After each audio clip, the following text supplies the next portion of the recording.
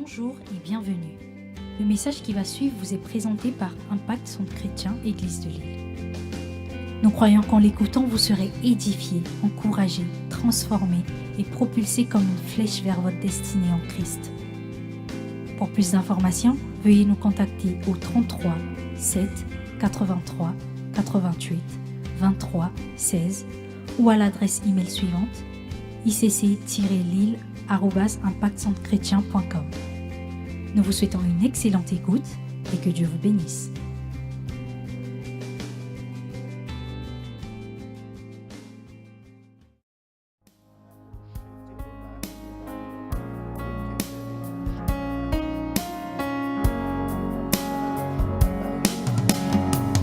Créateur, Dieu de l'impossible, Dieu de lumière, lumière dans les ténèbres, mon Dieu, voici qui tu es. Créateur, Dieu de l'impossible, Dieu de lumière, lumière dans les ténèbres, mon Dieu, voici qui tu es. Créateur, Dieu de l'impossible, Dieu de miracles, lumière dans les ténèbres, mon Dieu, voici qui tu es. Oh, je dis, Créateur, Dieu de l'impossible, Dieu de miracles, lumière dans les ténèbres, mon Dieu, voici qui tu es. Créateur, Dieu de l'impossible, Dieu de c'est toi que nous lumière dans invoquons les ce matin. ténèbres, mon Dieu, voici qui tu es. Oh, je chante. Créateur, Dieu de l'impossible, Dieu de miracles, lumière dans les ténèbres, mon Dieu, voici qui tu es.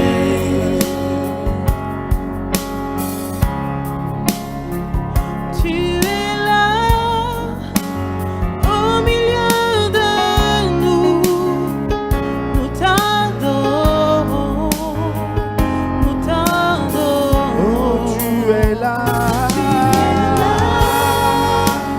Au milieu de C'est ça notre assurance. nous t'adorons, Nous nous t'adorons. t'adorons. Oh, tu es là. Au milieu. de nous, Tu es là. nous t'adorons, Tu es là. t'adorons. Au milieu de nous. Tu es là, Tu es. au milieu de nous, Nous t'adorons. nous t'adorons. Tu es là.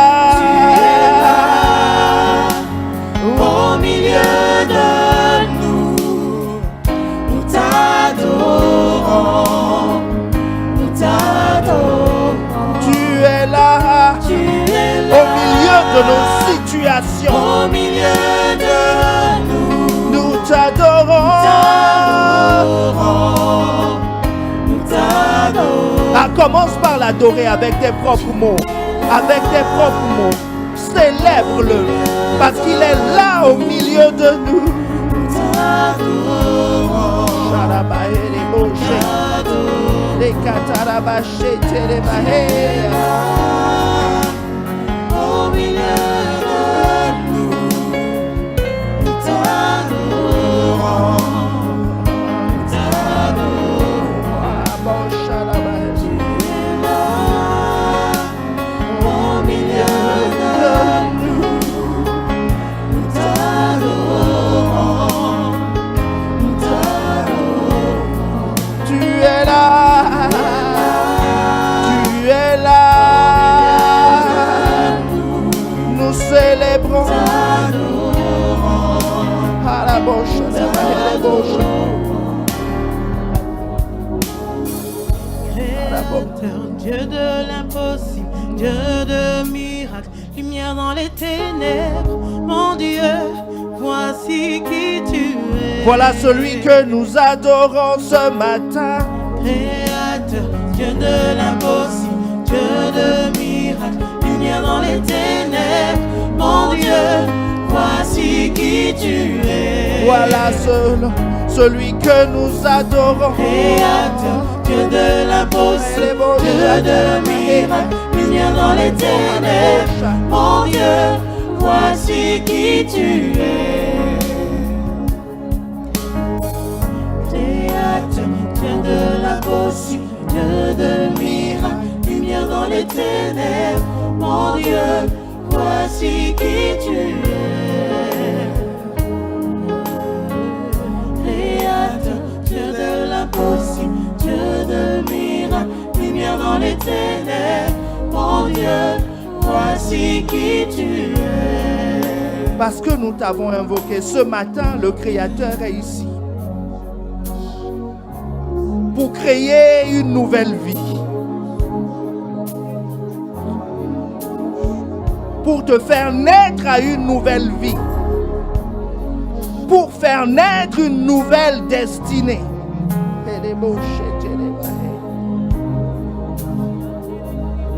Pour guérir un organe malade, pour recréer, pour restaurer une fonction défaillante dans ton corps.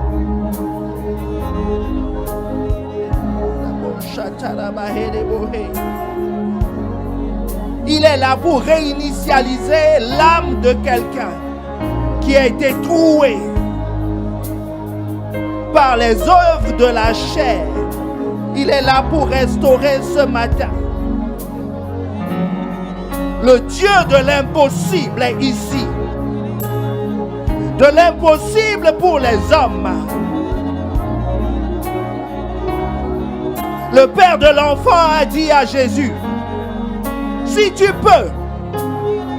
Jésus dit, quoi, moi, si je peux?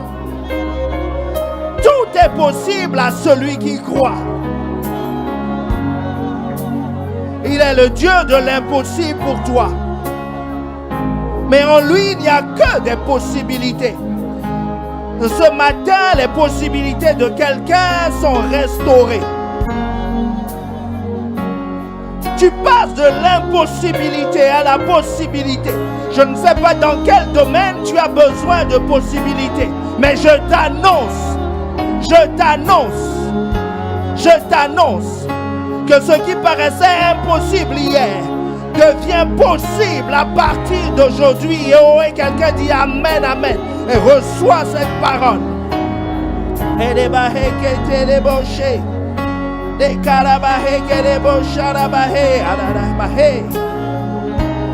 le Dieu de miracle est ici. Oui, il est ici. Le Dieu de miracle est ici. Il est ici. Est-ce que quelqu'un veut se joindre à moi pour acclamer le Dieu de miracle? Le Dieu de miracle. Le Dieu de miracle. Le Dieu de miracle est ici. Le Dieu de miracle est ici. Le Dieu de miracle est ici. Oh, il est ici. Le Dieu de miracle est ici. Oh, élève la voix et dis, je t'accueille. Je t'accueille, Dieu de miracle. Dieu de miracle. Je te célèbre. Je te célèbre.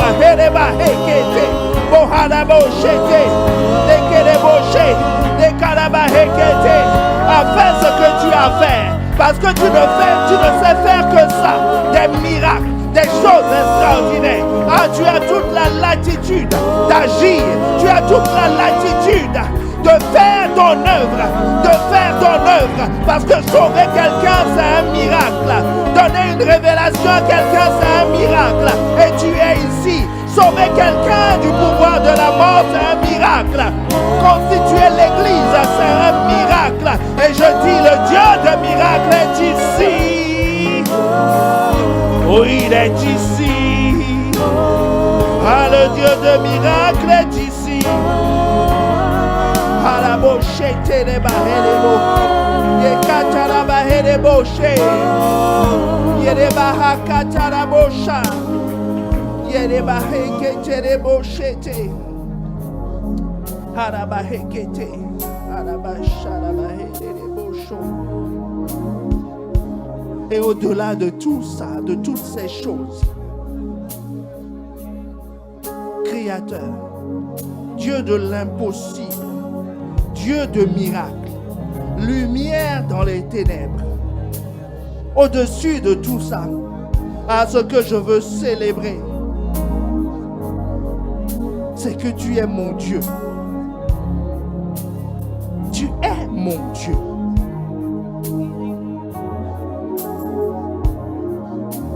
Un mot possessif, un prénom possessif.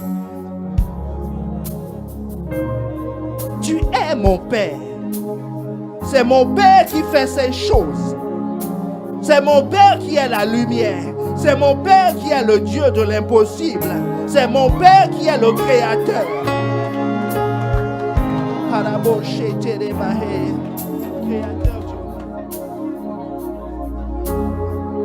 Créateur, Dieu de l'impossible, Dieu de miracles, lumière dans les ténèbres.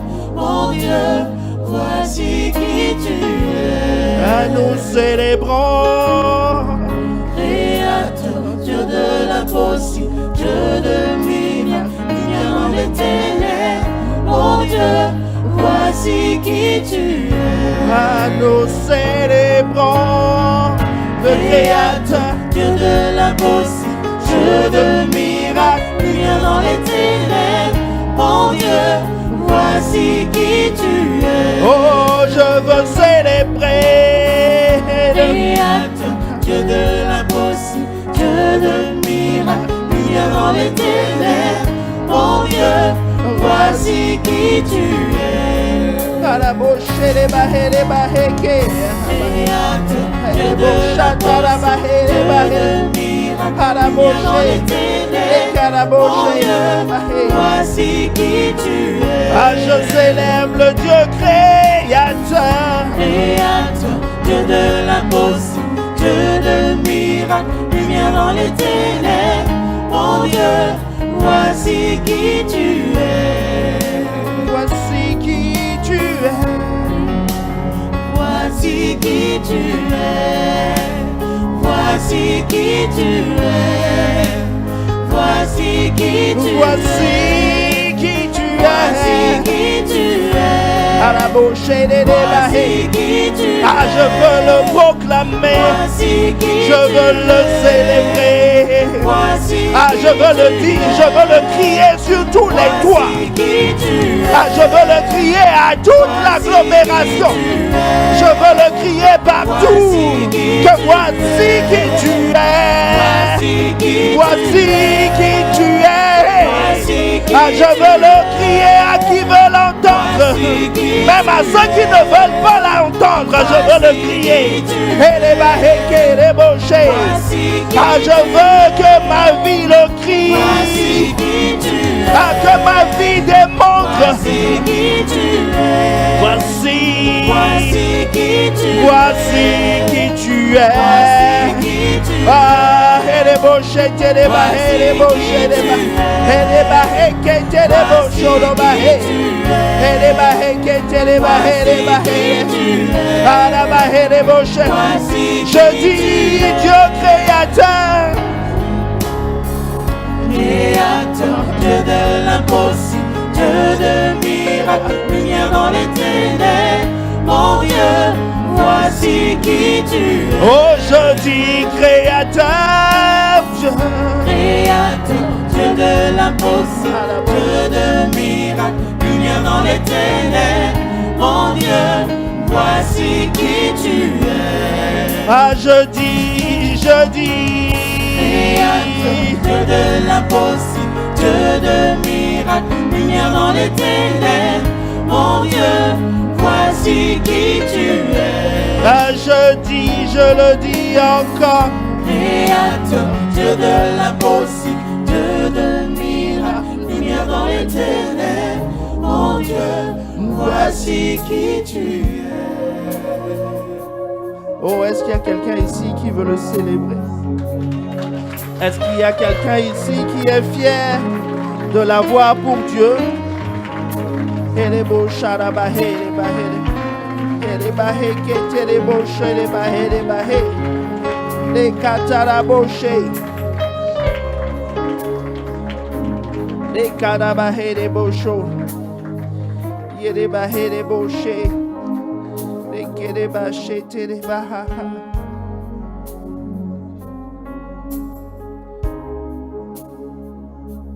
Avant de t'asseoir, dis à ton voisin, voici qui il est.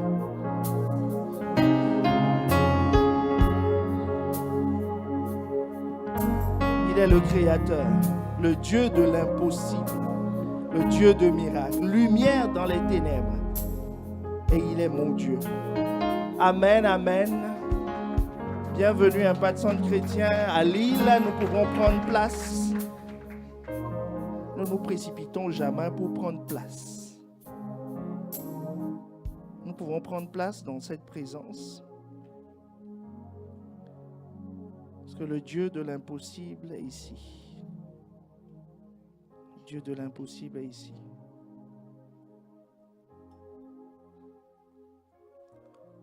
Ce matin, nous allons continuer et finir ce que nous avions commencé depuis un certain temps. Mais avant, je ne sais pas si on vous a parlé du début des formations. Marie-Fleur, tu en as parlé. Donc, le début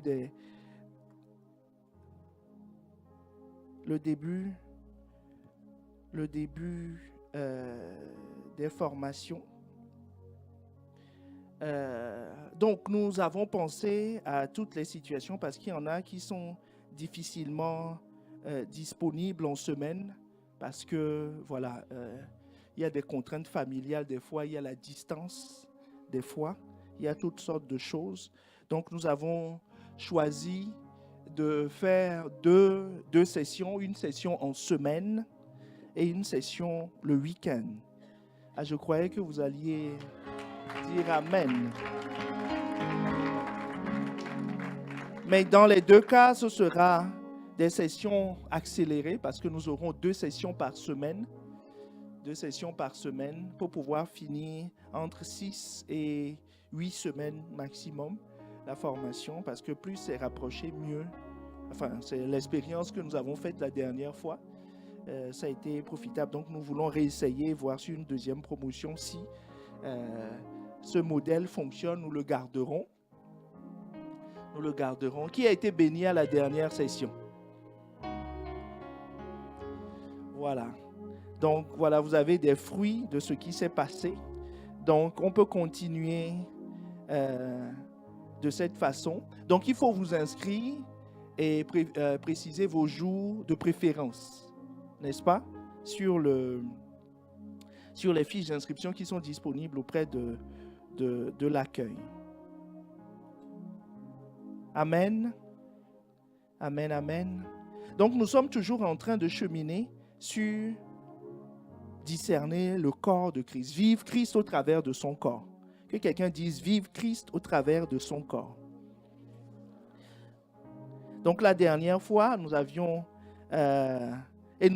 parlé de 3 pièges, n'est-ce pas, qu'il faut absolument éviter. Et depuis la dernière fois, nous sommes sur le 3e piège qui est le 3e piège qui est quoi? Ne te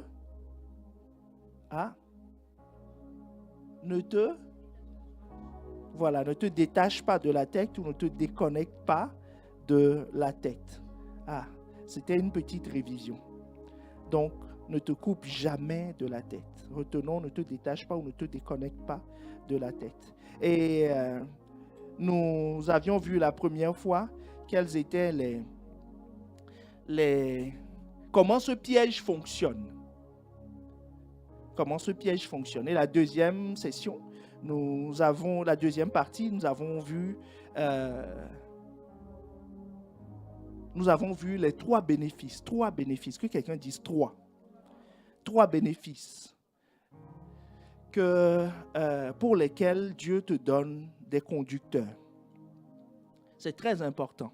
Le premier bénéfice, c'est que tu vas avoir une fondation stable. Parce que Jésus dit, celui qui n'a pas de fondation, un jour, les vents vont se lever. C'est pas C'est pas une hypothèse.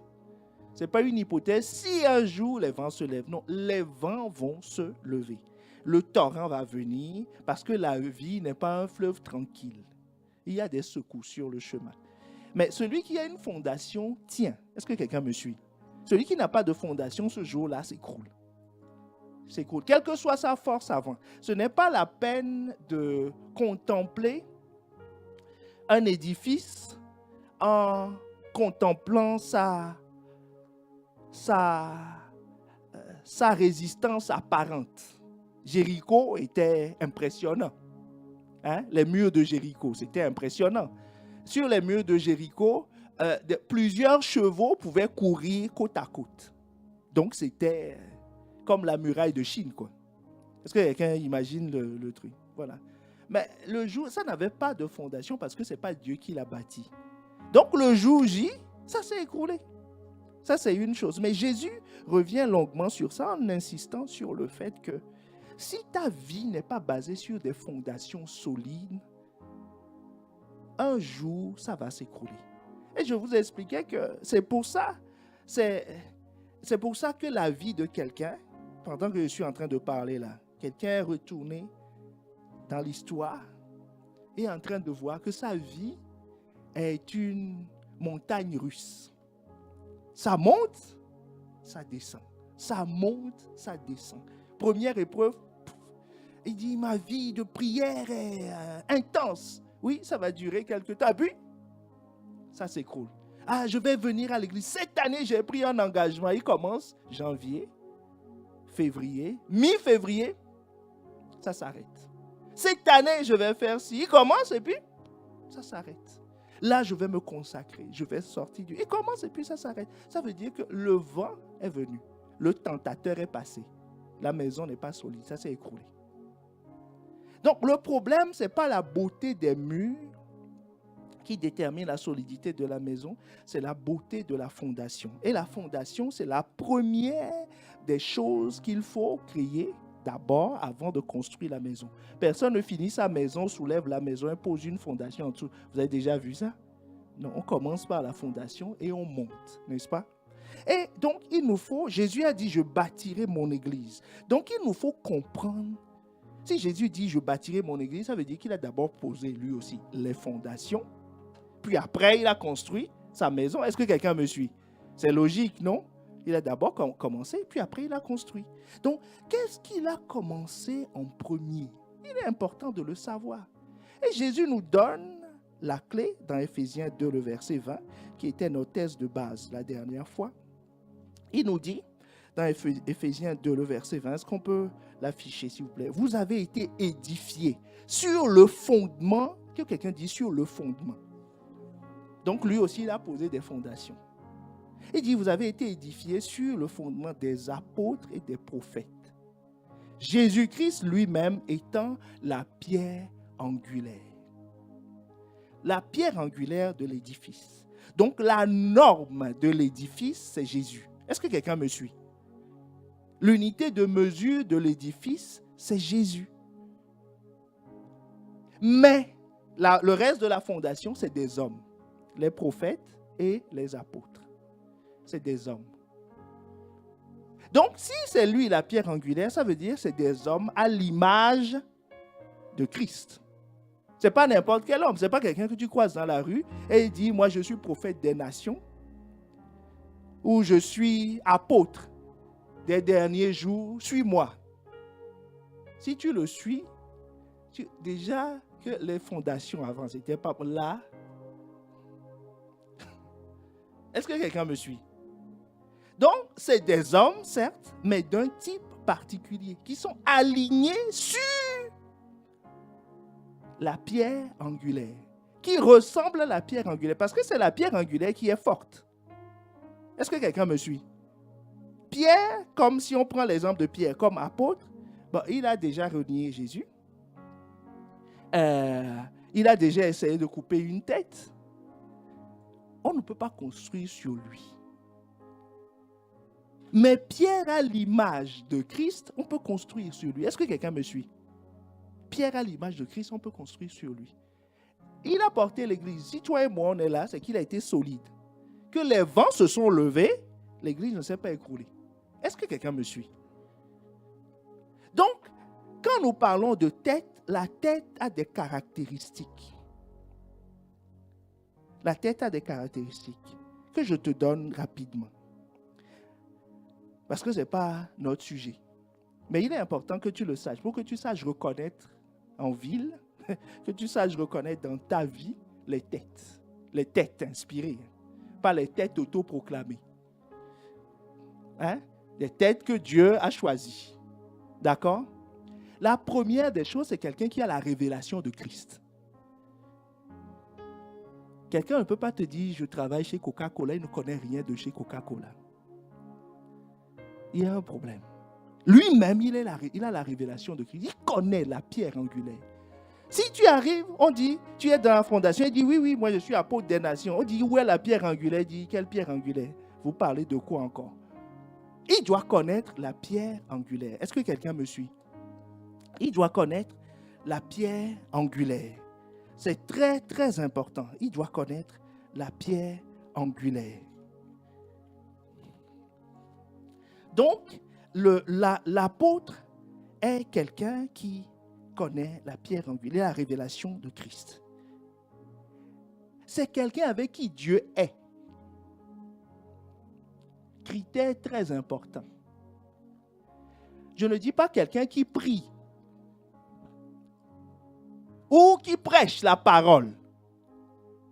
Il y a une différence. Dieu est avec lui.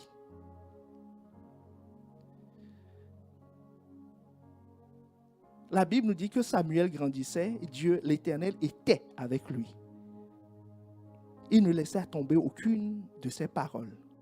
Jésus, en parlant de Jésus, vous avez, acte 10, le verset 38, vous savez comment Dieu a oint de Saint-Esprit et de force Jésus de Nazareth, qui allait de lieu en lieu faisant du bien et guérissant tous ceux qui étaient sous l'empire du diable, car Dieu était avec lui. Est-ce que quelqu'un me suit? Dieu était. Le critère, c'est que Dieu doit être avec lui. Quand Dieu est avec quelqu'un, on le sait. Ai-je menti? Voilà. Pharaon sait reconnaître. Pharaon, le grand sorcier. Le grand sorcier sait reconnaître. Avec qui Dieu est et Dieu n'est pas. Dans la rue, on sait reconnaître avec qui Dieu est et avec qui Dieu n'est pas. Tout le monde, toute la création, même les animaux, savent reconnaître qui est avec qui Dieu est, avec qui Dieu n'est pas. Donc, toute la création sait reconnaître le maître quand même. Voilà, celui-là, Dieu est avec lui. L'autre, Dieu n'est pas avec lui. Ce n'est pas son intensité de prière. Il y en a qui prient, Dieu n'est pas avec eux. Au lieu que l'exaucement soit envoyé, c'est des anges qui sont envoyés pour qu'ils se taisent. Parce qu'ils font du bruit. Est-ce que quelqu'un me suit? Voilà. Donc Dieu est avec lui. Le troisième critère que je vais te donner, c'est que c'est quelqu'un qui se met en peine pour les brebis. C'est le critère de Jésus lui-même. Il dit se met en peine pour les brebis. Il y en a qui disent je suis conducteur, je suis berger, je suis ceci. Mais c'est pour exploiter les brebis. Est-ce que quelqu'un me suit? Voilà. Les brebis, c'est son fonds de commerce. C'est sa vie. Il n'est pas capable de donner sa vie pour les brebis. Comment on sait s'il peut donner sa vie pour les brebis? C'est quand le loup vient. C'est ce jour-là qu'on sait. C'est le loup. C'est le loup qui révèle. Est-ce qu'il va se lever pour combattre le loup? Quand les gens attaquent le troupeau, est-ce qu'ils se lèvent pour déchirer les voleurs de brebis? Est-ce qu'ils se lèvent en disant, c'est toi ou moi, je vais te... C'est pour ça que je disais un jour à quelqu'un, tu me vois gentil comme ça, mais si tu touches aux brebis,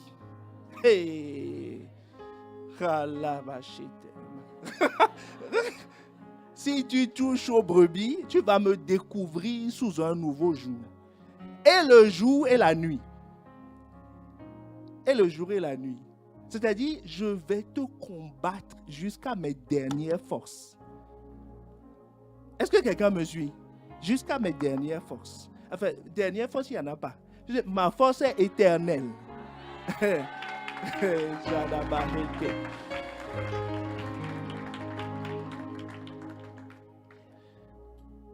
C'est Jésus qui donne ce critère. Et le troisième critère, c'est que dans le troisième, il y a deux. Il se met en peine pour les brebis. Il donne sa vie pour eux. C'est-à-dire le meilleur de ce qu'il a pour les brebis. Son temps, son argent, son énergie pour les brebis. Et toujours dans la même chose, c'est qu'il connaît les brebis. Il connaît les brebis. C'est un critère important. Les brebis aussi le connaissent, mais il connaît les brebis. Il sait qui va, qui ne va pas. Et pourquoi il ne va pas? Il sait. Parce que ça fait partie de son travail. Est-ce que quelqu'un me suit? Il connaît aussi, comme il connaît les brebis, il sait reconnaître les loups aussi. Ça fait partie du travail. Parce que des fois, c'est important de comprendre ça. Le rôle du berger, c'est de s'occuper des brebis. Parce qu'il y a des loups qui veulent qu'on s'occupe d'eux. On ne s'occupe pas des loups. Les loups, on les combat. Est-ce que vous comprenez la... Un loup malade, on ne s'en occupe pas. Mais une brebis malade, on s'en occupe. Est-ce que quelqu'un me suit? Quelqu'un comprend la nuance? Donc, voilà quelques caractéristiques des brebis que je viens de vous donner. Donc, si on les éclate, donc ça fait quelqu'un qui a la révélation de Christ. C'est les caractéristiques de la tête. Quelqu'un avec qui Dieu est. Parce que c'est le signe qu'il est approuvé. Quelqu'un qui se met en peine pour les brebis. Et quelqu'un qui connaît les brebis. Qui connaît les brebis. Est-ce qu'on est ensemble? Donc, la dernière fois, je vous disais, dans les trois habitudes, enfin les trois...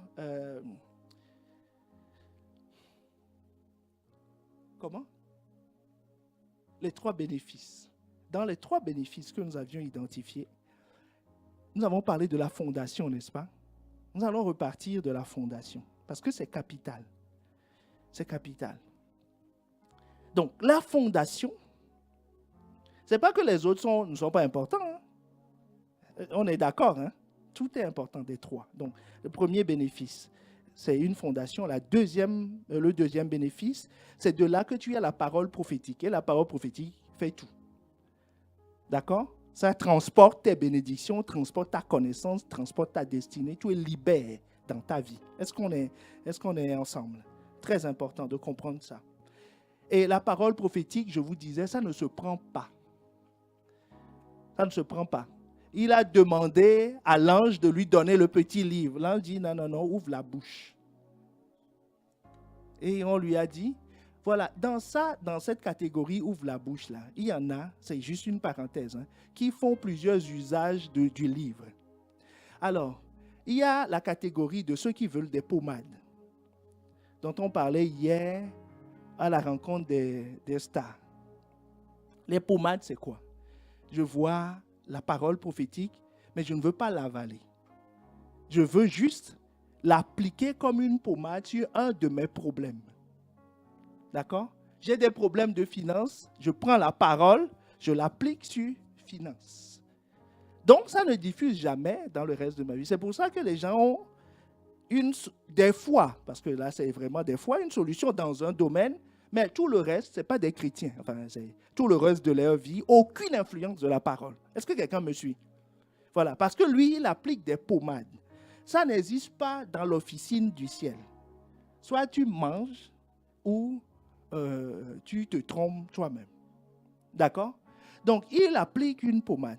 La deuxième catégorie que je vais rajouter aujourd'hui, ce n'est pas la catégorie pommade, mais c'est surtout la catégorie ceux qui veulent tromper la vigilance de l'ange en disant « Donne, je vais avaler ». Il ouvre la bouche, on lui met, il garde en bouche, il garde en bouche, puis après, il sort ce qui ne l'intéresse pas, il jette et il veut avaler un bout. Mais ce qu'il ne sait pas, c'est quand il rentre sur les fils, finalement, tout sort. Et il ne garde que le goût du médicament en bouche. Il y avait un monsieur. Il prenait un médicament tout le temps, mais chaque fois que l'infirmière passe, il avait très poli. Souvent, c'est le cas, ils sont très polis. Très, très polis. Chaque fois que l'infirmière passe, ah bonjour madame, on lui donne le cachet, il prend, il garde dans le coin de sa dent, il fait semblant d'avaler, et puis, tout le monde dit il a avalé. Et puis, on fait la prise de sang et on voit que le produit n'est pas actif. Et il demande à son docteur, mais docteur, comment tu sais? Parce que le docteur dit, mais vous ne prenez pas le médicament. Il dit, mais docteur, comment vous savez? Parce qu'il a bluffé tout le monde par sa technique. Ça, c'est la technique de ceux qui savent. Oh non, j'ai reçu la parole. Oh, c'était fort. C'était fort, puissant. Il dit, non, mais j'ai compris. Il y a plein de choses que je ne comprenais pas. La lumière vient. Il fait semblant d'avaler. Il garde en bouche et puis dès qu'il sort, il sort ça. Mais il y aura une prise de sang. Et puis là, on se rend compte que le produit ne se retrouve pas. Parce que, laisse-moi te dire, celui qui avale la parole, du moment où tu as avalé quelque chose, tu ne sais plus où ça va aller. Donc ça contamine tout. Quand tu fais la prise de sang à son doigt de pied, tu retrouves le produit. Tu fais sur sa tête, tu retrouves le produit.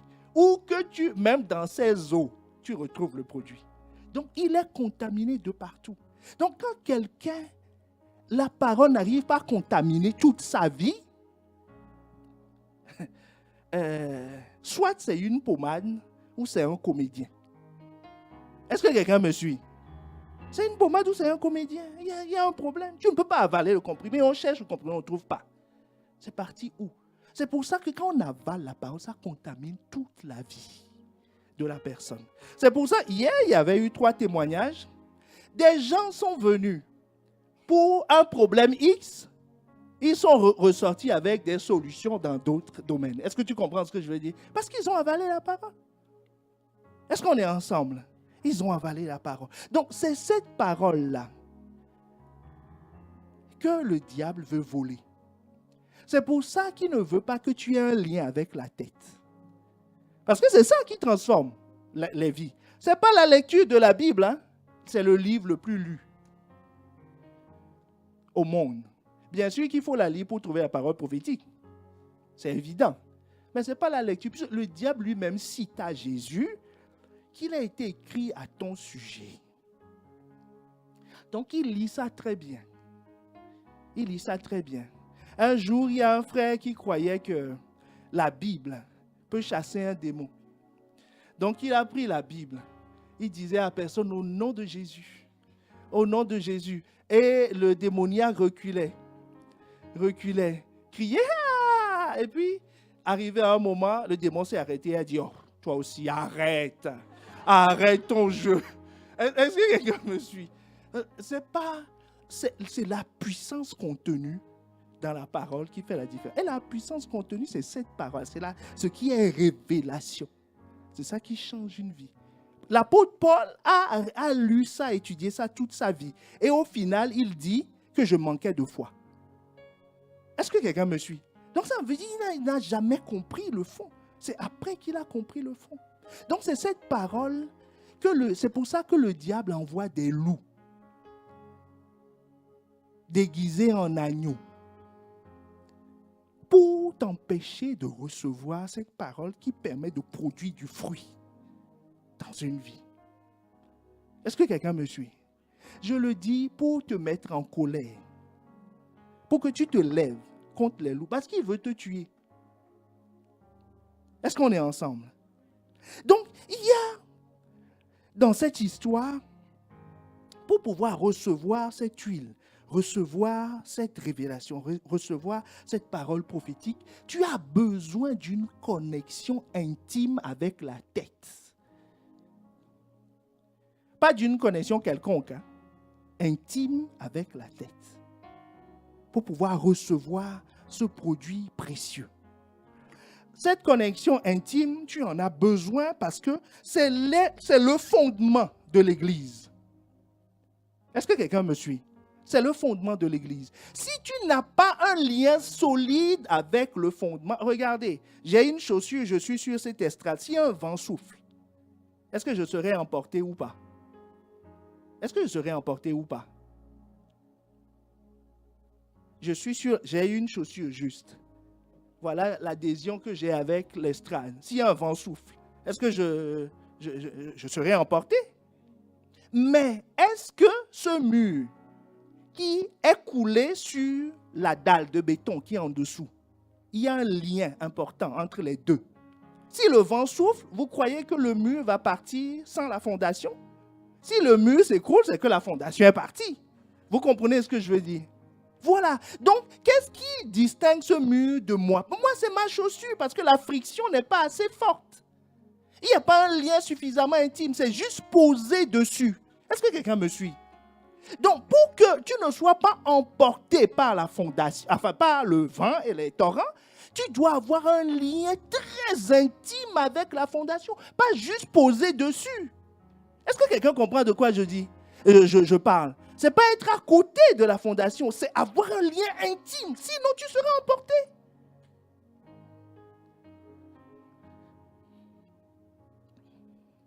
Nous n'avons pas le temps de creuser ça, mais nous l'avions étudié il y a quelque temps. Vous trouverez le message sur le drive.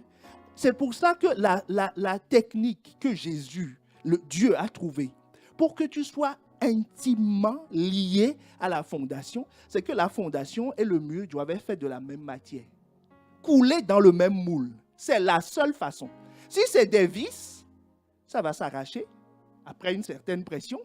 Si c'est une colle, ça va te décoller.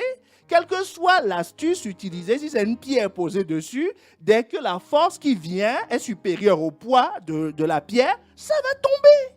Est-ce que quelqu'un me suit? La seule façon que la fondation et le mur tiennent, quel que soit le vent, c'est la même matière. Il faut couler ça dans le même moule et le faire en même temps. Est-ce que quelqu'un me suit? Donc, il faut être de la même matière. De la même matière. C'est pour ça qu'aujourd'hui, je veux te parler de 5 habitudes à développer pour être continuellement connecté à la tête. En fait, qui feront que tu seras dans le même moule pour ne pas être emporté. Est-ce que quelqu'un me suit? Pour ne pas être emporté. Pour ne pas être emporté. Que quelqu'un dise 5 habitudes. Quand nous parlons d'habitude, ça veut dire que ce n'est pas quelque chose que tu vas faire le lundi, le mardi, le mercredi, le jeudi, tu fais autre chose, puis tu reviens dessus vendredi, samedi, et puis le dimanche, tu es off.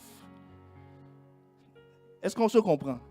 Une habitude, c'est quelque chose de quotidien. Parce que si le vent vient le jeudi matin, alors que c'est ta journée off, est-ce que quelqu'un me suit? Ben, tu seras emporté. C'est une habitude, c'est quelque chose que tu fais tous les jours. C'est un style de vie.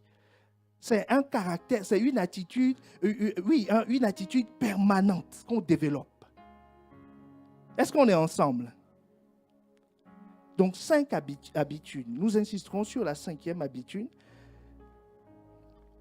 Première habitude à développer, c'est être toujours reconnaissant à Dieu de t'avoir donné un conducteur.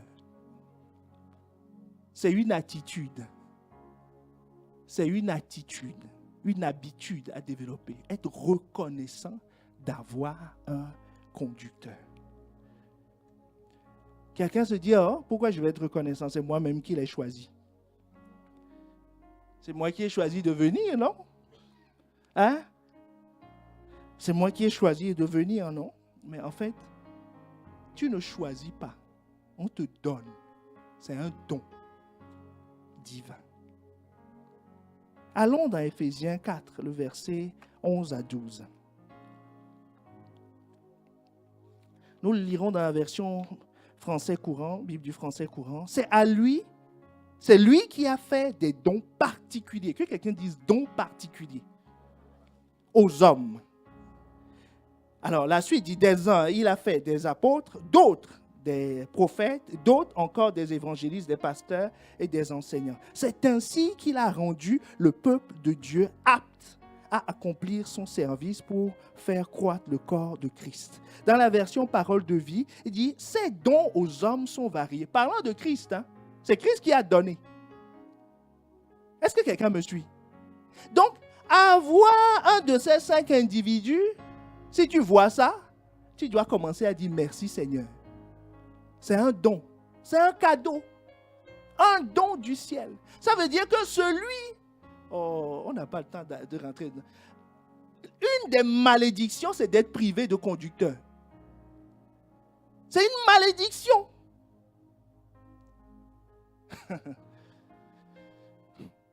C'est une malédiction. Quand quelqu'un n'a pas de tête, c'est une malédiction. Il est maudit. Est-ce que quelqu'un me suit?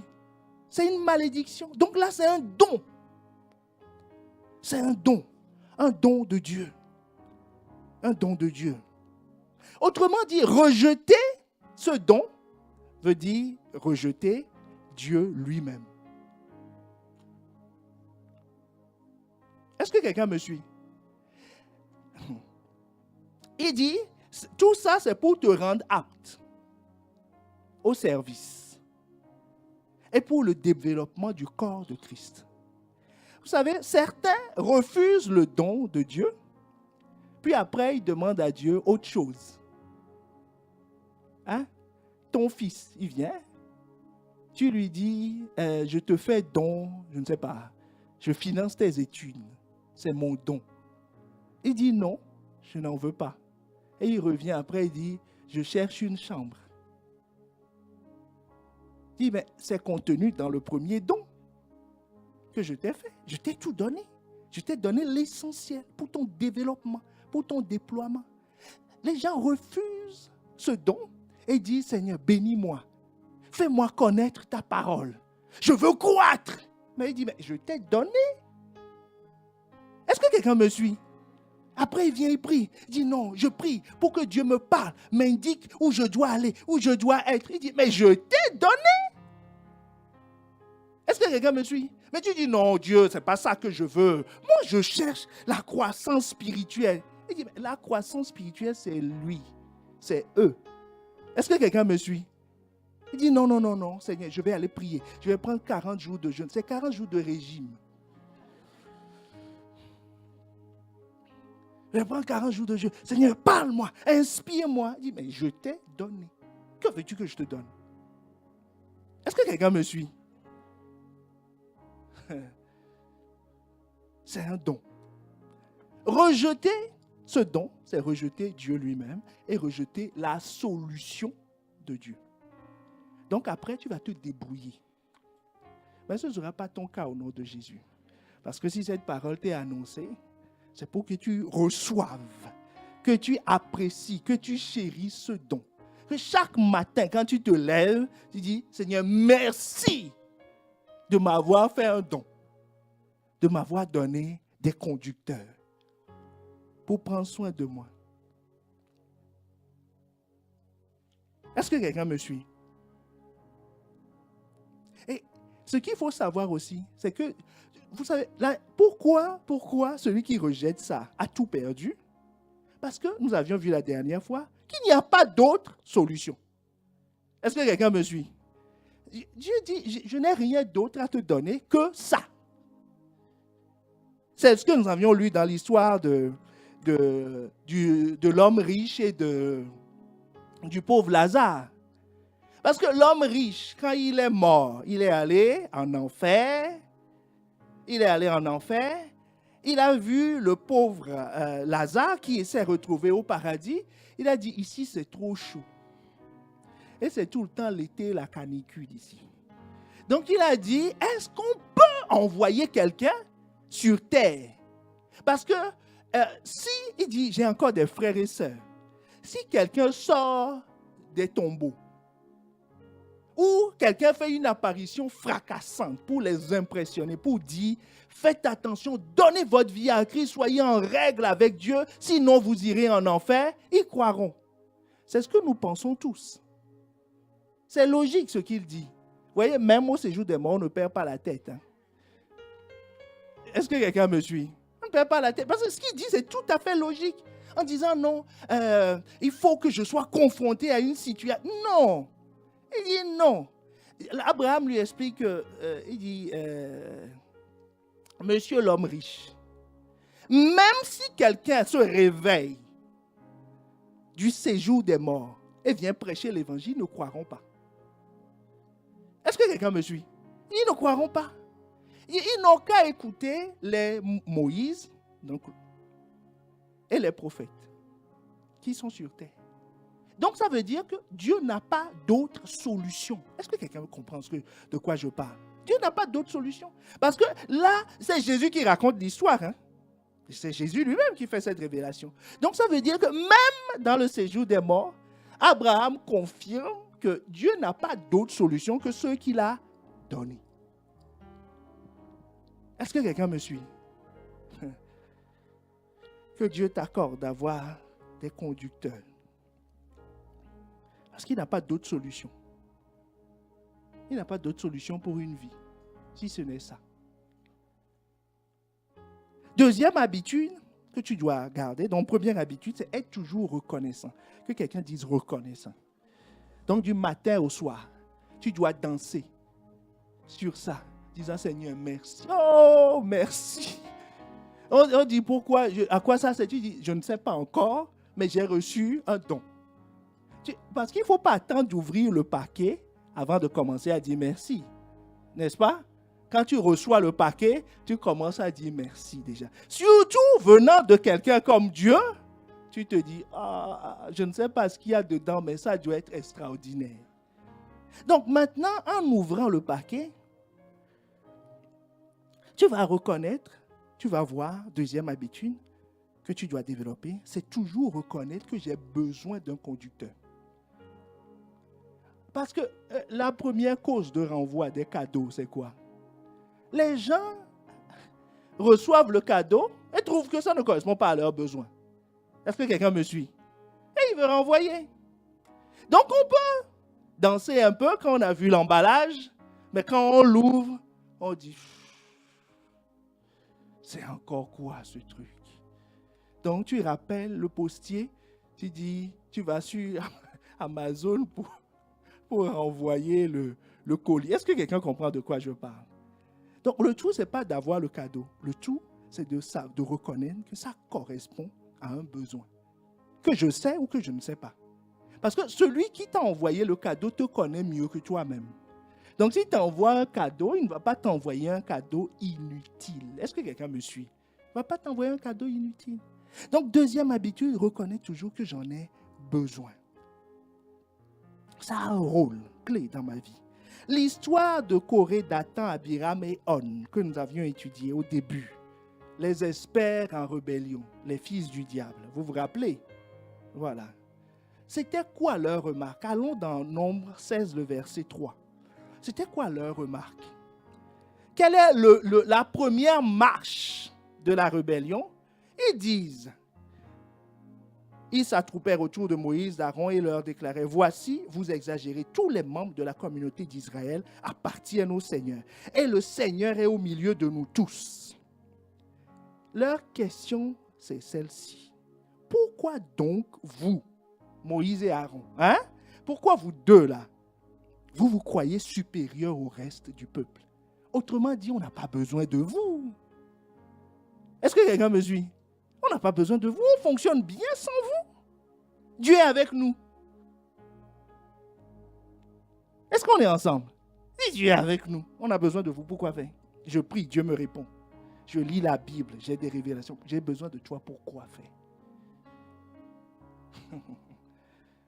Oh Seigneur, garde-nous. Mais la révélation de Pierre, lui, est complètement différente. C'est Pierre qui est notre modèle que nous étudions. Dans Jean 6, le verset 68, qu'est-ce qu'il dit? Simon Pierre lui répondit, parlant à Jésus, Seigneur, à qui irions-nous? Celui-là qui parle, il ne sait même pas que Jésus est venu mourir. Il n'a pas ouvert le cadeau. Il sait juste que c'est un homme, un prophète. Il croit que c'est le Messie qui fait des miracles, des prodiges. Il a lui-même vu multiplier les pains. Il a lui-même vu lui faire une pêche miraculeuse, mais il ne comprend pas tout de lui. Est-ce que quelqu'un me suit? Il ne comprend pas tout. Donc, il n'a pas bien ouvert le cadeau. Mais il est arrivé à la conclusion que Jésus est indispensable à sa vie.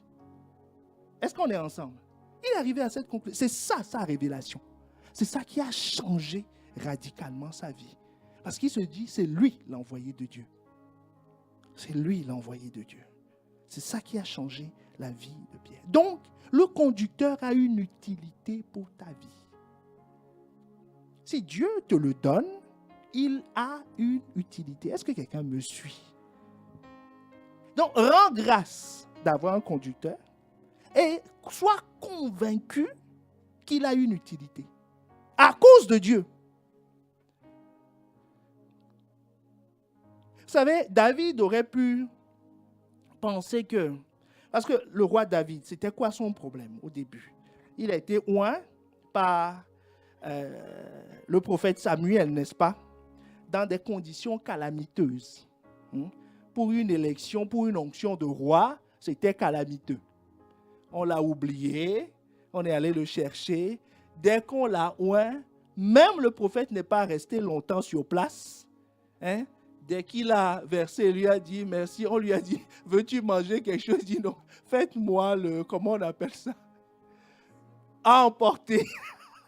Et puis, le prophète, c'était calamiteux. Il n'y avait pas de fête, il n'y avait pas de... Et c'était tellement calamiteux que même son père, dès qu'on a fini de lui mettre l'huile, on lui a dit, retourne derrière les brebis. Mais David a été conscient toute sa vie du rôle du prophète dans sa vie. Quand il a coupé la tête de Goliath, les gens ont fêté le jour-là. Mais qu'est-ce qu'il a fait? L'épée de Goliath, il ne l'a pas remportée à la maison. Il l'a pris, il l'a ramené à Samuel. C'était sa victoire. Quand il avait un problème, il avait une crise, régulièrement il passait voir Samuel. Samuel l'a accompagné toute sa vie, a vaincu toutes les étapes de sa vie, Samuel. Est-ce que quelqu'un me suit? Voilà. Parce qu'il avait compris l'utilité de ce conducteur dans sa vie. Jusqu'à sa mort, toujours Samuel. Toujours Samuel. Est-ce que quelqu'un me suit? Troisième habitude.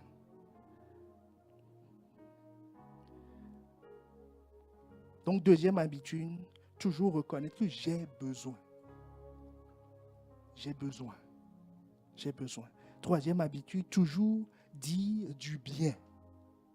Que quelqu'un dise du bien de ses conducteurs. Devant Dieu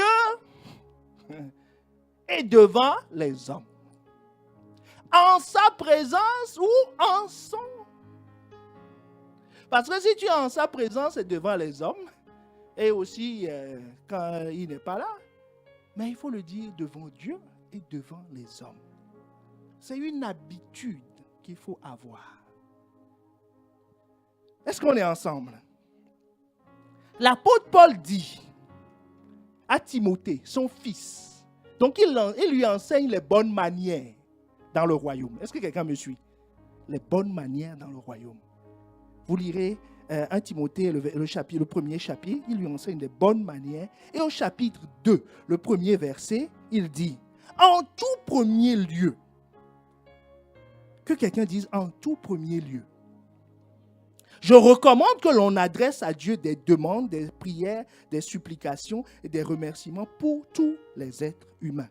Il faut prier pour les rois et ceux qui détiennent l'autorité.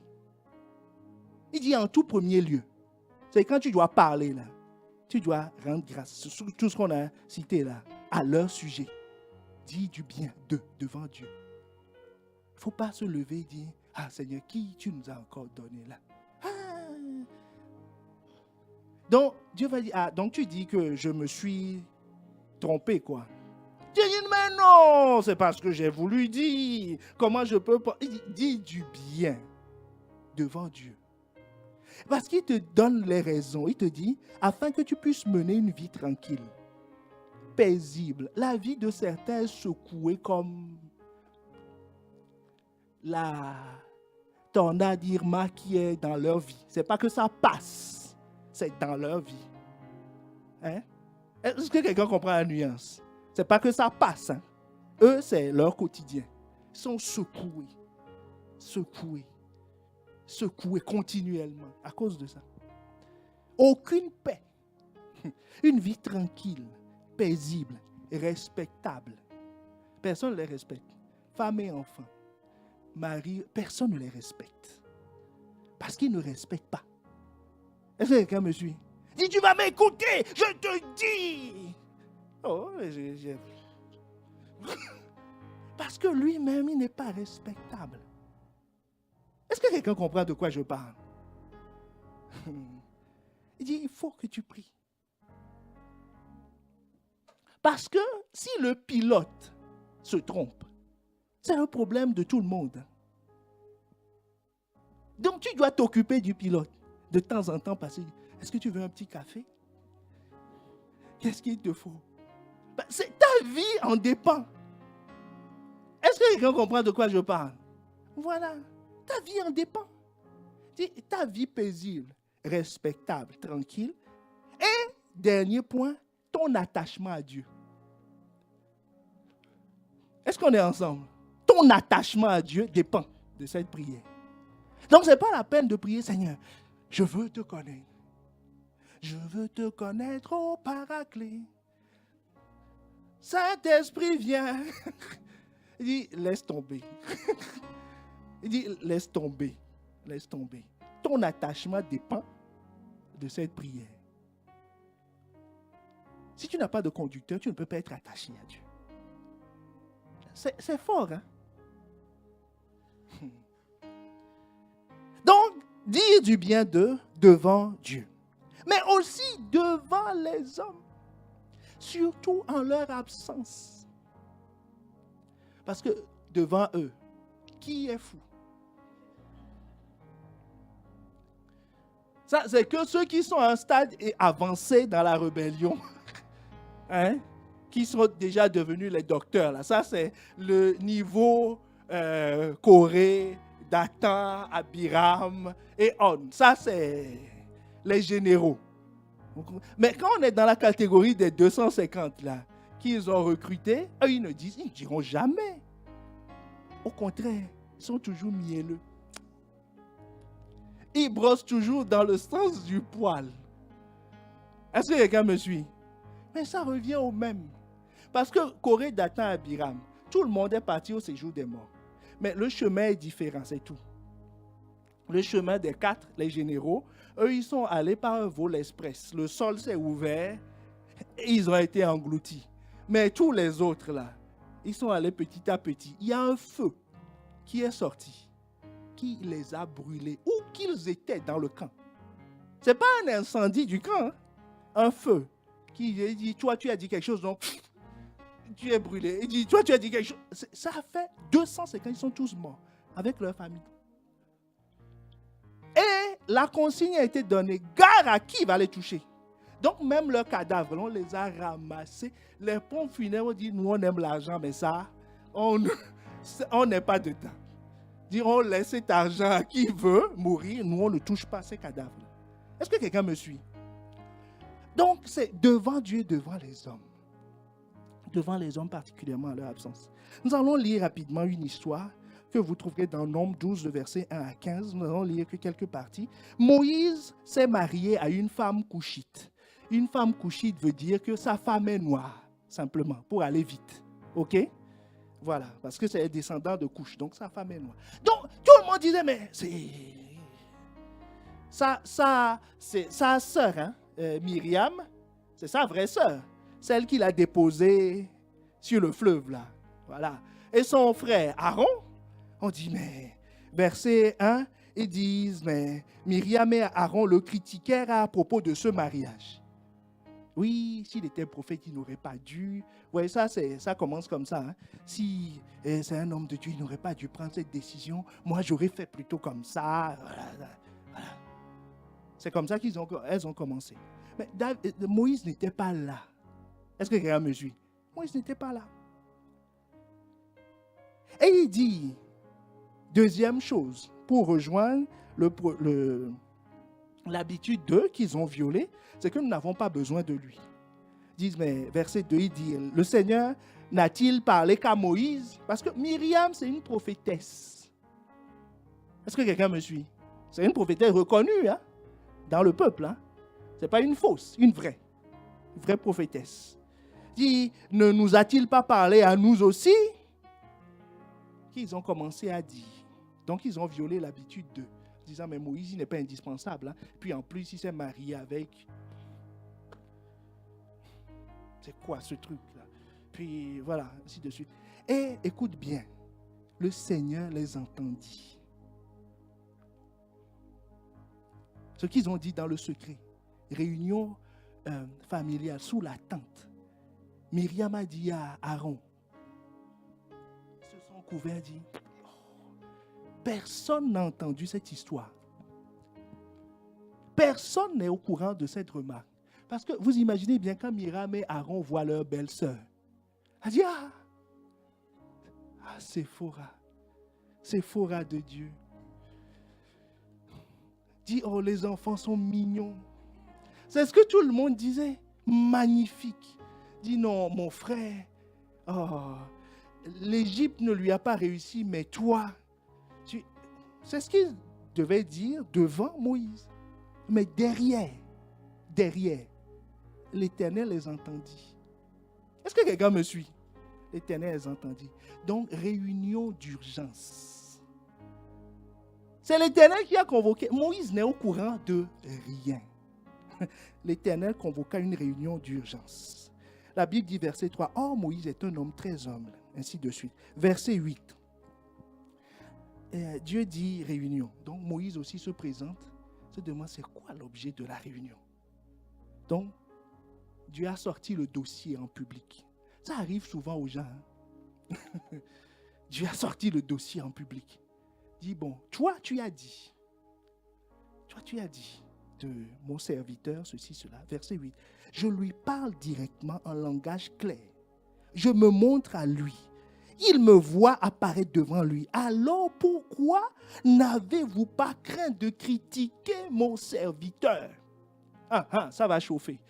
Dieu dit, pourquoi n'avez-vous pas craint? Donc vous imaginez, Myriam qui commençait à transpirer déjà. Parce que le dossier est sorti. Donc Moïse dit, ah bon? C'est ce que vous avez dit? Oui. Et verset 9. Rempli de colère, le Seigneur s'en alla. Ça veut dire que Dieu en a écouté, ça a quitté leur vie. C'est le drame. Dieu n'a rien dit, hein? N'a pas dit ceci ou cela va t'arriver. Il est parti en colère parce qu'on a mal parlé de son serviteur. Vous voyez pourquoi la colère de Dieu est sur certaines vies? Vous voyez, Dieu est parti. Et qu'est-ce qui est attaché à lui? La lèpre. À Myriam, la lèpre s'est attachée net. La lèpre dit, avant, je n'étais pas venu parce que Dieu était là. Maintenant, Dieu est parti, dit, viens, on va faire bisous. Vous imaginez, la prophétesse va commencer à prophétiser. La lèpre dit, oh, laisse tomber, viens seulement, on va aller. C'est pour ça qu'il y a ceux qui sont dans cette situation, ils vont prier. Ceux qui craignent là, vont venir les embrasser. Mais ce ne sera pas ton cas au nom de Jésus. Est-ce que quelqu'un comprend? Il dit, Moïse n'était pas au courant, n'a pas vu. Ces espions ne sont pas venus lui dire. Mais Dieu a entendu, était fâché et a puni. Il ne leur a même pas demandé, tu as dit, tu n'as pas dit, pourquoi tu as dit, ainsi de suite. Non. Il a dit, tu vas voir. Il est parti. Donc la lèpre s'est attachée à sa situation. À sa vie plutôt.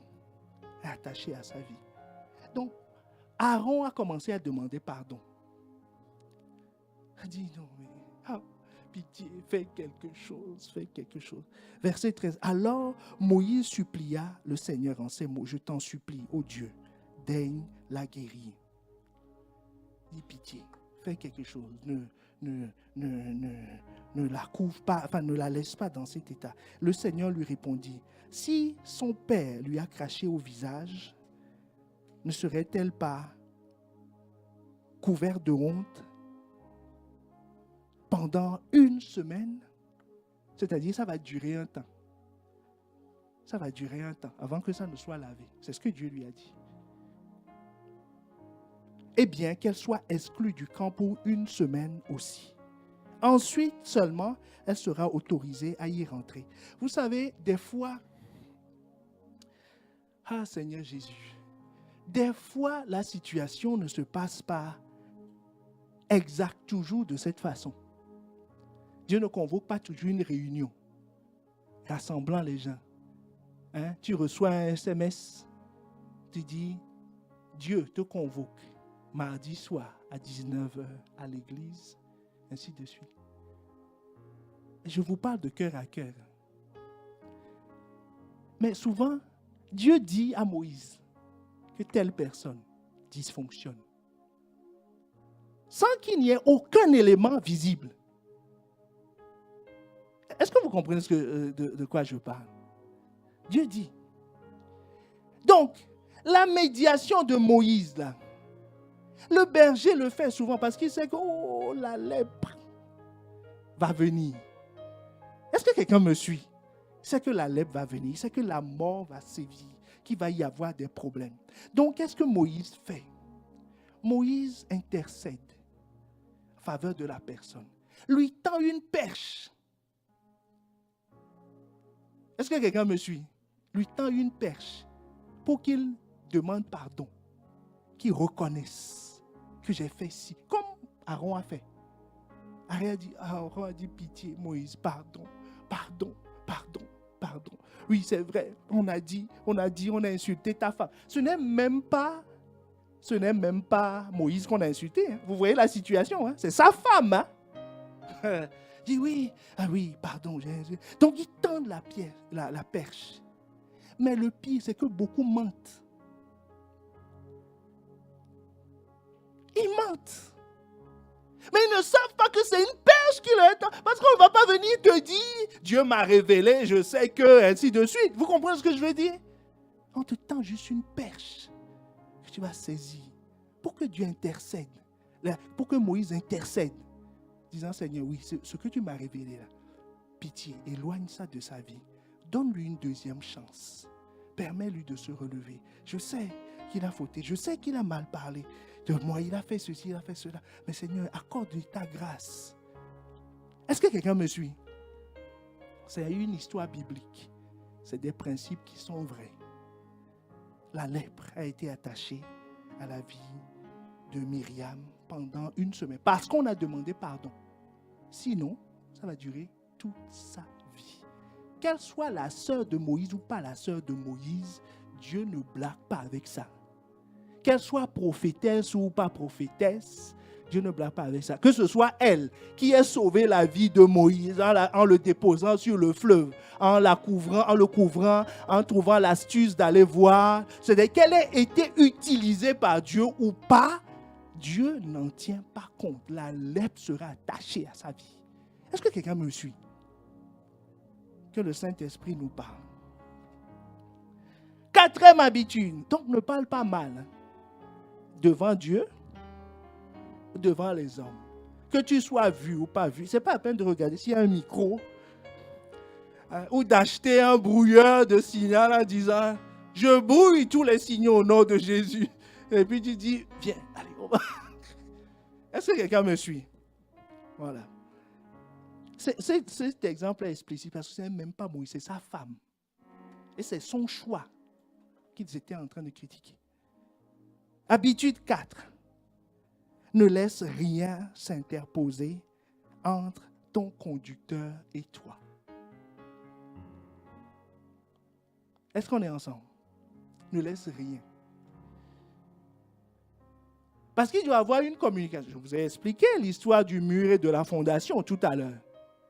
S'il y a quelque chose, du placo, du ciment, des vis, quoi que tu veuilles, qui s'interpose entre lui et toi, ça devient pour toi une zone de fragilité. Quand le vent va souffler, ta résistance ne dépend plus de la solidité de la fondation, mais de l'interposition, de l'objet qui s'interpose entre vous. Si cet objet lâche, tout lâche. Est-ce que quelqu'un me suit? Il y a eu un jour, quelqu'un qui a essayé de séparer Pasteur Yvan et moi. Par le coup classique, on allait raconter des choses. Et je ne pouvais pas être à l'aise avec ça, non pas à cause de l'histoire, parce que ça, lui et moi, on s'en fout. D'accord? Vous comprenez ce que je veux dire? Ce n'est pas l'histoire. Mais il ne doit pas avoir de doute, de crainte, de suspicion. Quoi que ce soit entre lui et moi. Ce n'est pas possible. Parce que ce sera notre zone de fragilité. Donc je l'ai appelé. Je lui ai dit ce que je sais, il m'a dit ce qu'il sait. Et on a trouvé un compromis. On s'est séparés en paix. C'est clair. Voilà, il n'y a pas de... Est-ce que quelqu'un comprend de quoi je parle? Parce que je ne peux pas tolérer que ma source, qui est un filtre, qui est... Non. Ça c'est pas possible. Je ne peux pas le tolérer. S'il y a quelque chose que je ne comprends pas, je poserai la question. Seigneur, je dis, pasteur, explique-moi. Pourquoi? Ce n'est pas une critique. Je n'ai pas dit justifie-toi. Je dis, je n'ai pas compris. Qu'est-ce que je dois comprendre? Qu'est-ce qui me manque? Parce que je sais que ce qu'il fait est pour mon intérêt. Il cherche mon bien. Est-ce que quelqu'un comprend de quoi je parle? Même si ça me paraît dur, je sais qu'il est motivé par le fait de me faire du bien. Donc je cherche juste à comprendre pourquoi on a fait ci comme ça. Parce que naturellement, moi, je n'aurais pas fait comme ça. Mais je veux comprendre parce que je veux avancer. Est-ce que quelqu'un comprend de quoi je parle? Je veux avancer. Donc, ne laisse pas l'incompréhension.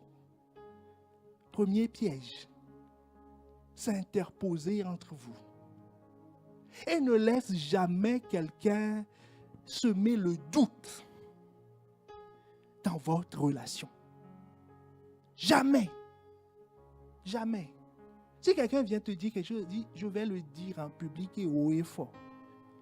Il faut que tu assumes ce que tu as dit. Est-ce que quelqu'un comprend ce que je veux dire? Voilà. Dans ce cas-là, c'est ce qu'on avait fait. Il dit non, personne ne va s'interposer entre nous. Personne ne va s'interposer entre nous. On se dira les choses. Seigneur, parle-nous. La deuxième chose qu'il ne faut pas que tu laisses s'interposer entre vous, c'est la duplicité. Le mensonge. Dis à ton voisin, dis la vérité. Si on te pose une question, dis la vérité. Sinon, la fausseté deviendra un élément qui se glisse entre vous.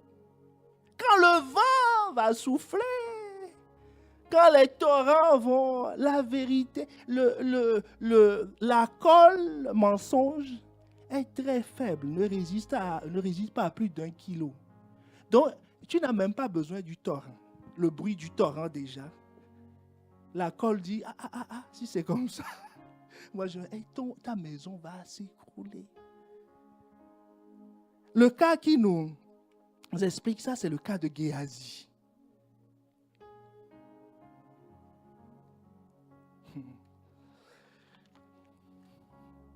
Le cas de Géhazi. Je crois que nous allons nous arrêter à l'habitude 4. Parce que l'habitude 5, c'est un gros morceau.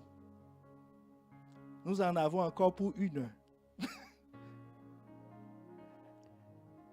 Dis à ton voisin, ne laisse rien s'interposer entre ton conducteur et toi. Rien. Rien. Absolument rien. Même pas ta femme ou ton mari. Rien. Est-ce que quelqu'un comprend de quoi je parle? Rien.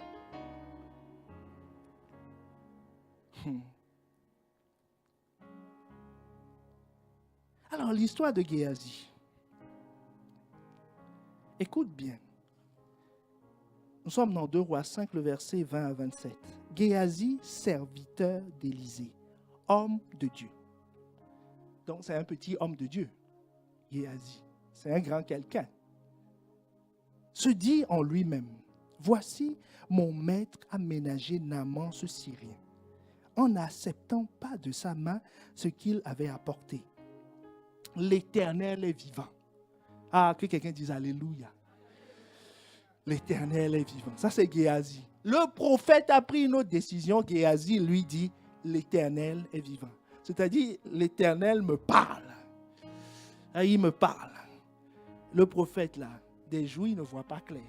Comme aujourd'hui, il ne voit pas clair. Mais moi, l'Éternel est vivant. Il va voir ce que je vais faire. Donc, Géhazi, je vais courir après lui. J'en obtiendrai quelque chose. Parce que Naaman, c'est un général syrien. Pour vous resituer dans l'histoire. C'est un général syrien. Donc, un homme riche. Proche du roi de Syrie. Qui est venu avec une délégation de l'or, plein de choses. Le prophète Élisée l'a guéri de la lèpre. Et ne lui a rien pris. Il a dit, bon, repas. Il n'est même pas sorti pour lui dire bonjour. Le prophète était à la maison et a envoyé Géhazi dire au général d'aller se plonger dans le Jourdain. C'est tout. Donc, Élisée, je ne pense pas qu'il connaisse physiquement même Naaman dont on parle. Est-ce que quelqu'un se situe dans l'histoire? Donc, et quand le général l'a fait et est guéri, Naaman se dit, mais c'est pas possible. De l'or comme ça. Tout ce cortège-là va repartir en Syrie. Oh non. Dis-moi, je sais mieux faire qu'Élisée. Donc il dit, cours, je vais courir et obtenir de lui quelque chose. Parce qu'il sait qu'avec Naaman, le petit quelque chose va révolutionner sa vie. D'accord? Donc, et Géhazi, verset 21, courut après Naaman. Naaman, le voyant courir après lui, descendit de son char pour aller à sa rencontre et dit, tout va-t-il bien? Il répondit, tout va bien. Mon maître m'envoie te dire, voici, il vient d'arriver chez moi 2 jeunes gens de la montagne d'Éphraïm. D'entre les fils des prophètes, c'est spirituel tout ça. Donne pour eux, je te prie, 1 talent d'argent, 2 vêtements de rechange. Que quelqu'un dise, aïe, aïe, aïe. Hey. Mensonge. Ça, c'est un petit mensonge. Ce n'est pas encore dramatique. C'est pas bon, hein? Mais ce n'est pas encore dramatique. Le deuxième gros mensonge même vient. Naaman dit, consent à prendre 2 talents. 1 talent. Non, je ne peux pas donner 1 talent au prophète, 2. Et il le pressa. Et donc, Géhazi a dit, oh non, il a demandé qu'un. Mais bon, comme tu insistes, vite, 2 talents. Et il serra les 2 talents dans 2 sacs. Et donna 2 habits de rechange. Et les fit porter devant Géhazi par 2 de ses serviteurs. C'est même pas lui. Hein. Il y a des serviteurs qui l'ont accompagné en portant le truc. Arrivé à la colline, Géhazi les prit de leurs mains et les déposa à la maison. Il faut dissimuler l'affaire. D'accord? Et il renvoya ces gens qui partirent. Donc, il a dû encore mentir ici. Parce que les serviteurs ont eu pour consigne de l'accompagner à la maison. Donc, si en cours de route, ils doivent partir, il faut leur dire quelque chose. Donc, il a encore dit, mais bon, la Bible n'insiste pas dessus. Il leur a raconté encore des carabistouilles. Et puis, ils sont partis. Il a pris son sac, il est rentré. Verset 25. C'est ici que le drame commence. Puis, il alla se présenter à son maître.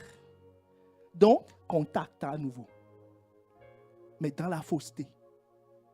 Avec le prophète. Il alla se présenter comme d'habitude. Comme si de rien n'était.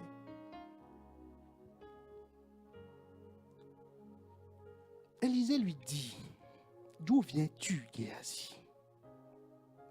Il répondit, oh, ton serviteur n'est allé ni d'un côté, ni de l'autre. Que quelqu'un dise, aïe, aïe, aïe, aïe, aïe, aïe, aïe, aïe, aïe, aïe, aïe, aïe, aïe. Ça, c'est le drame. Là, c'est chaud. C'est dramatique. Mais Élisée lui dit, mon esprit n'était pas absent lorsque cet homme a quitté son char pour venir à ta rencontre. Parce que s'il était connecté avec lui, est-ce que toi, tu ne sais pas où se trouve ton petit pied? Ton petit doigt va venir te raconter que j'étais allé ni à gauche, ni à droite. Que tu ne sois au courant.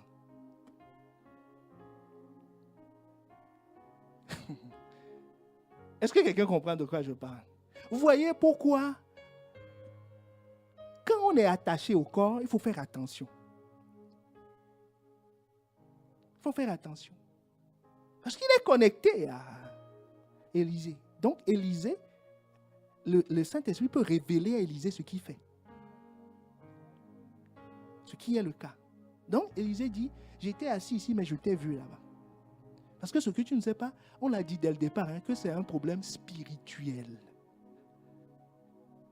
Que l'histoire de tête, c'est une question spirituelle. Ça n'a rien à voir avec le physique.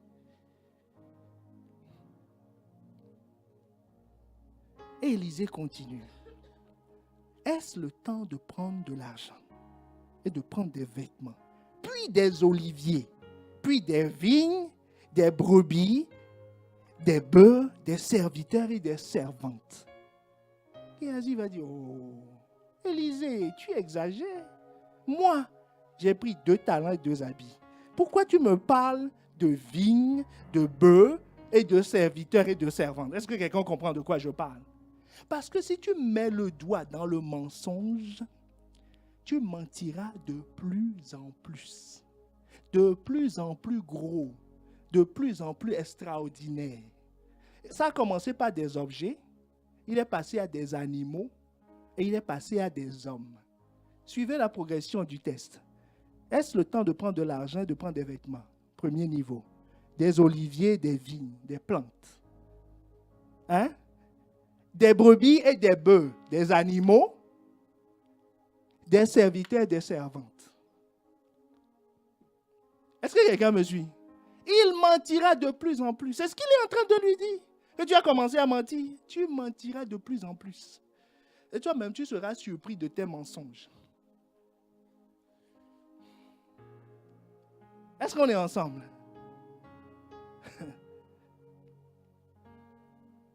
Verset 27. Même problème que l'autre. Il lui dit, la lèpre de Naaman s'attachera à toi et à ta postérité. La lèpre a dit, alléluia. J'ai été chassé, je ne savais où aller. J'errais, dit merci Élisée. Il dit, Géasi, viens. Viens. Est-ce que quelqu'un me suit? Dis, viens, fonctionnons. Ne laisse pas. Dis à ton voisin, ne laisse pas. C'est un piège. Tu mentiras de plus en plus. De plus en plus gros. De plus en plus grave. De plus en plus intense. Est-ce que quelqu'un me suit? Donc ne laisse pas. Ne mets pas le doigt dans l'engrenage. Ne laisse pas le mensonge et la duplicité. On dit, tu as fait? Dis oui. J'ai fait. Je demande pardon. Quand on dit je demande pardon, ce n'est pas une figure de style. Je demande pardon. Je renonce. Est-ce que quelqu'un me suit? Parce que sinon, tu iras de mensonge en mensonge, d'errance en errance, de gravité en gravité, jusqu'au coup fatal.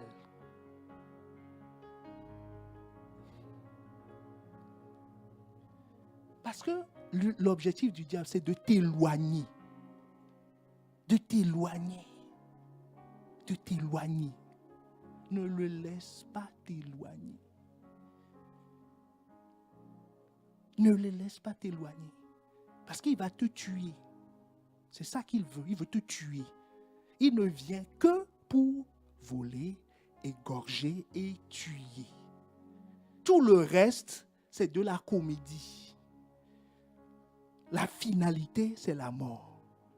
La lèpre est attachée non seulement à lui, mais à sa descendance. Est-ce que quelqu'un me suit? Il a commencé par mentir en prenant des cadeaux, en croyant aider le prophète, parce que les talents, un jour, si Élisée dit que qu'est-ce qu'il y a à manger s'il n'y a rien, il va prendre quoi? Il va prendre du talent. Il va faire une offrande spéciale à Élisée. Est-ce que quelqu'un me suit? Il a des intentions louables, apparemment. Mais l'ennemi est en train de l'attirer pour l'achever.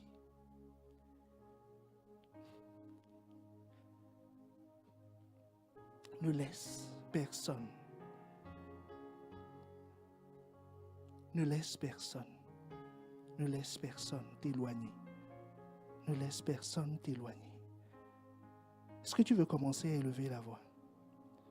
Est-ce que tu veux commencer à élever la voix?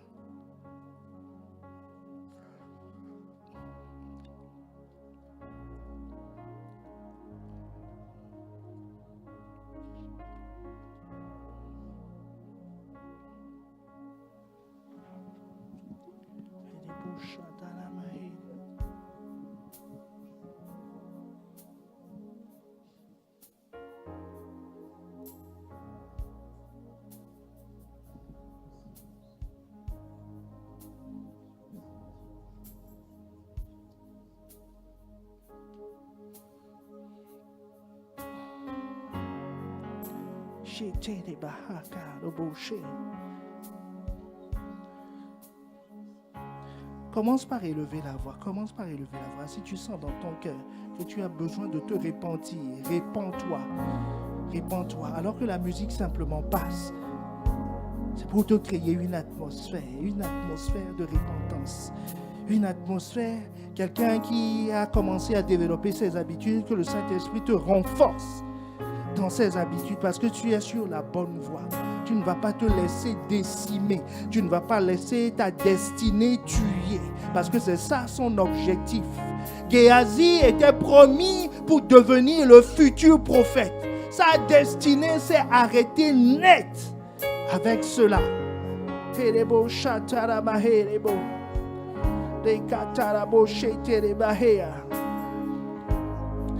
La carrière de prophétesse de Myriam s'est arrêtée net avec cela. Mais au nom de Jésus, tu iras loin, tu iras loin, tu iras loin, tu iras loin. Comme Pierre qui a passé ses étapes, qui a été affranchi, qui est devenu qui est rentré dans les fondations de l'église.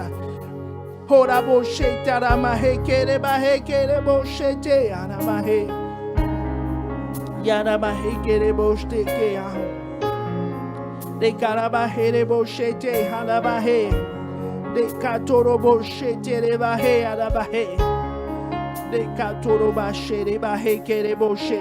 Oh, élève la voix, élève la voix, élève la voix, élève la voix, élève la voix. Répands ton cœur devant Dieu.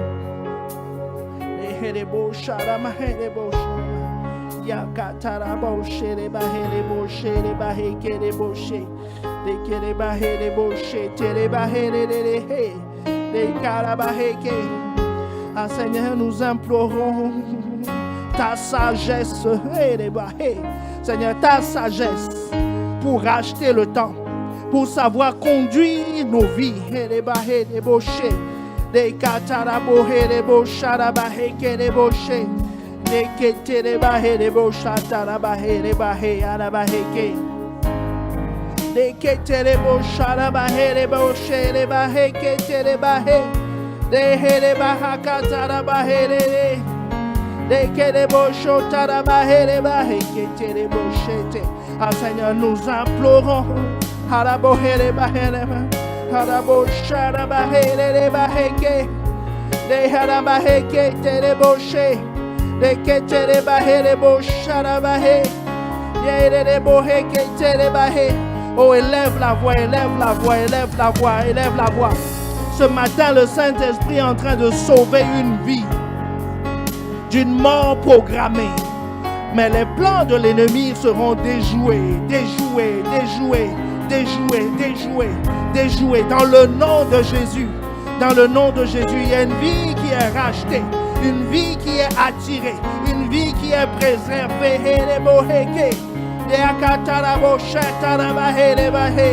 Oh Seigneur, nous implorons ta grâce, ta grâce, ta grâce, ta grâce. Que ce soit Christ qui s'interpose entre la colère de Dieu et nous. Ah Seigneur, Géasi n'avait pas ce privilège. Mais nous avons cette grâce. Nous avons cette grâce d'être enseignés. Seigneur, interpose-toi. Christ, interpose-toi entre la colère de Dieu et quelqu'un. Ah Seigneur, nous te supplions.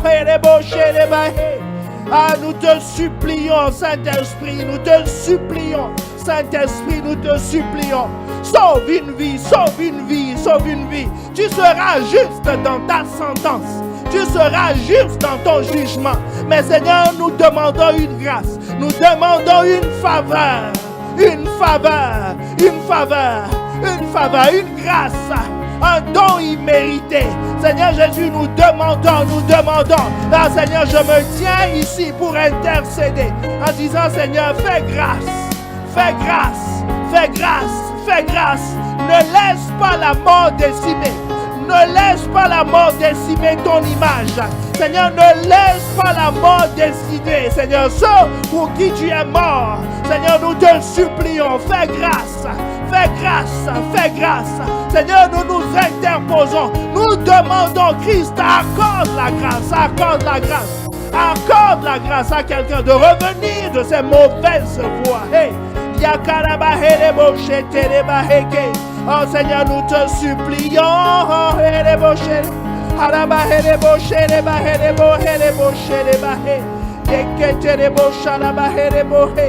Ah Seigneur, nous te supplions.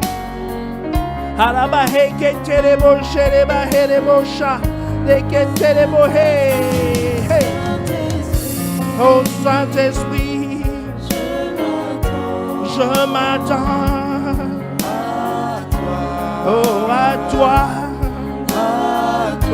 oh Saint-Esprit, oh Saint-Esprit, je m'attends à toi, oh à toi, oh Saint-Esprit, je m'attends.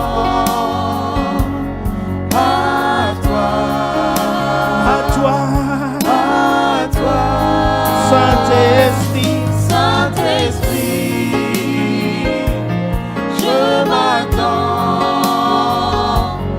à toi, à toi.